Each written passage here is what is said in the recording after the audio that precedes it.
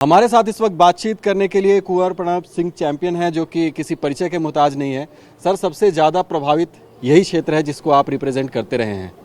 क्या सबसे पहले आप की मांग है सरकार से, अगर बात करें तो? देखिए साहब, इस मरतबा वाकई बड़ा अजीब सा हुआ कि प्राकृतिक आपदा जो आई है उससे क्रॉप्स जल गई। शुबा ये है, शक है हालांकि वाटर टेस्टिंग के लिए भेजा है, कि उसमें केमिकल था, कुछ इस तरह के एसिडिक एलिमेंट्स हैं जिससे गन्ने के पत्ते जल गए, धान जल गया, चरी जल गई। हमने अपने आदरणीय मुख्यमंत्री जी को भी अवगत कराया, वो आए भी थे खुद मेरी विधानसभा में। कृषि मंत्री जी आए, हमारे सिंचाई मंत्री जी आए, और परसों गन्ना मंत्री जी आ रहे हैं। मेरा ये कहना है कि एक तो जो हमारा बिजली का बिल है उसको माफ़ किया जाए। जब कुछ कमाएगा नहीं तो देगा कहाँ से। सहकारी बैंक के जो ऋण हैं उसमें पूरी छूट दी जाए, और जो हमारा मुआवजा निर्धारित किया है वो कम से कम 13,000 रुपये बीघा किया जाए, जो फिलहाल सिर्फ 1100 वगैरह, मतलब 1,000 या कुछ किया गया है। मैं उसको 13,000 रुपये बीघा के लिए कह रहा हूँ, क्योंकि 12-12,000 रुपये पर बीघा लागत किसान की आ जाती है। ये मुख्य मांग हमारे। किसानों को भी यही शिकायत है कि 1100 रुपये प्रति बीघा जो है वो तय किया गया, और 3 महीने की बिजली माफ़ करने की बात हो रही है। लेकिन इतने में क्या भरपाई हो सकती है? किसानों का कहना है कि 15 बीघे में 3 लाख तो कम से कम लागत है। देखिए, बहुत सही आपने बात कही है। आदरणीय मुख्यमंत्री जी के संज्ञान में मिलाऊंगा, क्योंकि राज्य सरकार है, स्टेट के रिसोर्सेज नहीं है, हमारा पर्वतीय राज्य है, स्पेशल राज्य का दर्जा हमको है। आदरणीय मुख्यमंत्री से मेरी दरख्वास्त रहेगी, कम से कम 20-25 हज़ार करोड़ रुपया केंद्र से जरूर मांग करें, जिससे कि किसानों को जो नुकसान हुआ है उसकी क्षतिपूर्ति कायदे से हो सके। लंबे समय के लिए नुकसान है और खेती को रिवाइव होने में समय लगेगा, तो उसके लिए किस तरह के कदम उठाने चाहिए ताकि किसानों का जो है वो तुरंत कुछ फायदा हो सके? मुआवजे के देखिए, सॉइल रिहेबिलिटेशन भी करना पड़ेगा, बिकॉज जो सॉल्ट्स यहाँ पे आए उससे आयनिक फॉर्म में प्रेसिपिटेशन हो गया न्यूट्रिएंट्स का। तो उसमें वैज्ञानिक बुलाए जाएंगे, भूगर्भिक वैज्ञानिक हैं हमारे, एग्रीकल्चर साइंटिस्ट हैं, उनको ला करके सॉइल का हम रीजनरेशन कराएंगे। लगभग 1 से 2 साल हमको उभरने में लगेगा, लेकिन पूरा प्रयास किया जाएगा।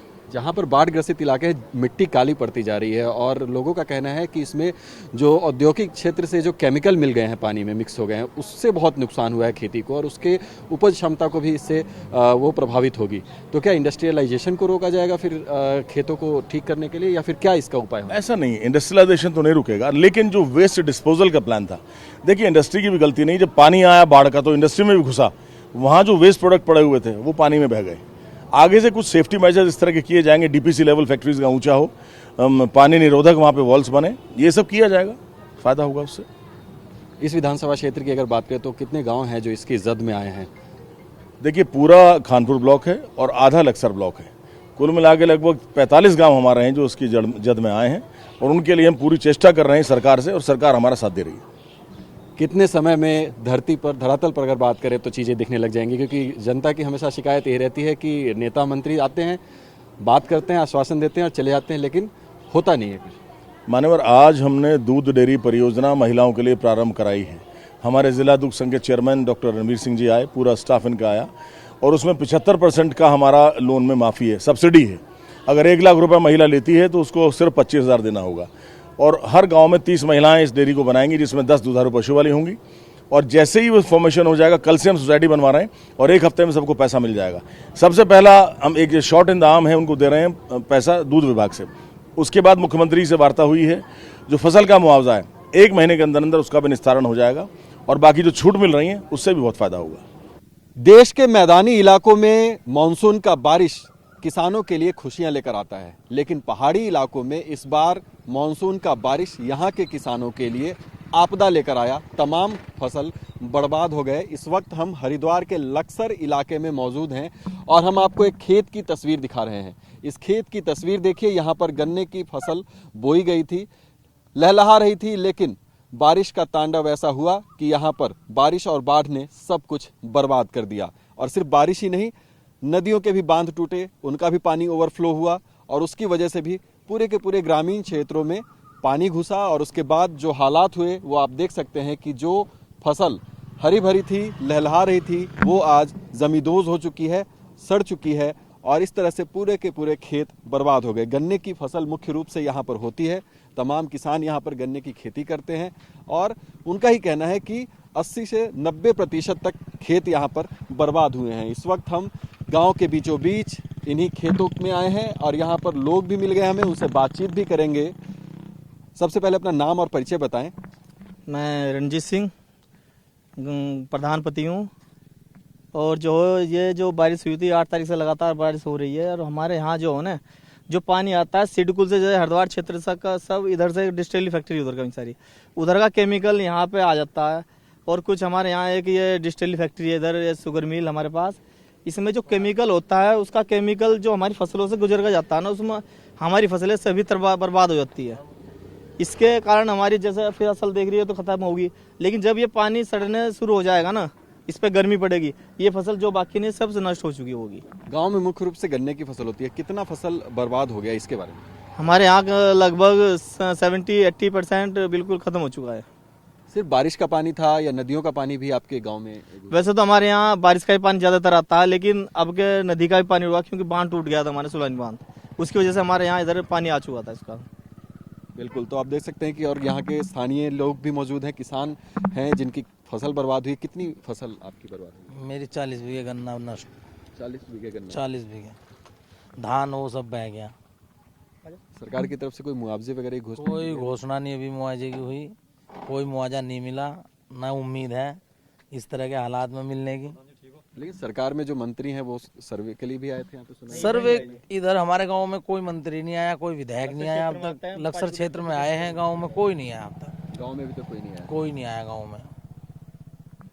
और नदियों के बारे में बताएं कि कौन कौन सी नदी आसपास बहती है जहाँ का पानी सबसे पहले यहाँ पर आया? सबसे पहले तो ये हमारे रोशनाबाद से रानीपुर रू का पानी आया यहाँ पे, उस पथरी नदी से। फिर सोलानी नदी का बांध टूट गया, उसका पानी आ गया, उसने आगे पूरा कहर मचा दिया। सब सड़कें, सब रास्ते, सब ब्लॉक, कोई रास्ता खुला हुआ नहीं था, आने जाने के सब मार्ग। इसके बावजूद भी कोई विधायक, कोई जनता का प्रतिनिधि हमारे गांव तक नहीं भटका आ गया। आप भी यहीं के रहने वाले हैं? साहब जी साहब। क्या नाम है आपका? मुकेश कुमार खेती बाड़ी करते हैं जी। कितनी फसल बर्बाद हुई है? सारी होगी साहब बर्बाद करते ही पानी भर जाए, देख लो भाल भी चलो। अच्छा, ये बात बताइए कि उधर गन्ने की फसल जो है वो हरी भरी दिख रही है, क्या वो ठीक हो जाएगी या फिर उसका भी यही हाल होगा जो हम इस खेत का तो देख रहे हैं? जैसा हो रहा है वैसा ही हो जाएगा, 15 दिन में हो जाएगा जैसा बिल्कुल जी। क्योंकि हमारे यहाँ फैक्ट्री का जो केमिकल है ना, ये केमिकल फसल बर्बाद करता है ज़्यादातर हमारे यहाँ, और इसकी वजह से हमारे यहाँ गांव में बीमारी भी बहुत ज़्यादा आने वाली है कुछ समय के बाद। क्योंकि जो हमारे यहाँ डिस्टिल फैक्ट्री है ना, इस डिस्टिल फैक्ट्री में केमिकल जो निकलता है यहाँ खोई डाल देते हैं इसकी शुगर मिल की, यानी पानी के साथ साथ जो वहाँ से डिस्चार्ज होता है वो भी उसमें मिक्स हो जाता है, उसके कारण भी फसल बर्बाद होती है। सारा ड्रेन पानी धरी हो रहा है केमिकल का, सब पानी पीने तो लोग तरस गए। कम से कम भी 10 तो पेशेंट ही हमारे गाँव में कैंसर के, तो इतना बुरा हाल है जी। न तो हमने बर्बाद कर दिए, कुछ तो राम जी ने बर्बाद कर दिया, कुछ न कर दिए। यानी बाढ़ का और इसका दोनों का असर? जी जी, दोनों का असर है जी। कोई सर्वे हुए हैं यहाँ पर खेतों के नुकसान की भरपाई के लिए? कोई कुछ नहीं भैया ना।